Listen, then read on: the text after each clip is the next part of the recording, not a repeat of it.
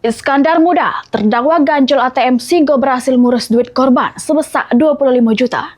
Jalani sidang di Pengadilan Negeri Palembang. Juru amar putusannya, majelis hakim menghukum terdakwa dengan pidana penjara selama 2 tahun 7 bulan.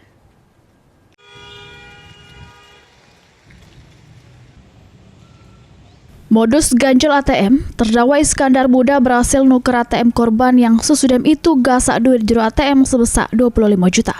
Maini atas perbuatannya, Iskandar jalani sidang di Pengadilan Negeri Palembang, juru agenda putusan majelis hakim.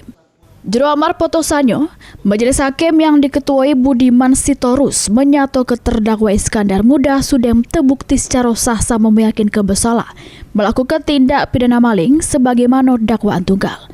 Menghukum terdakwa dengan pidana penjara selama 2 tahun 7 bulan, sama menetap ke masa penangkapan sama penahanan yang sudah dijalani terdakwa dikurangi seluruhnya dari pidana yang sudah dihukum.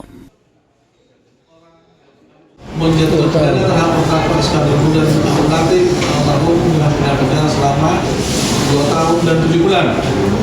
Menetapkan masa penangkapan dan penahanan dari terdakwa langsung dan tidak dilakukan. Menetapkan terdakwa tahanan. Heru Wahyudi, PAL TV.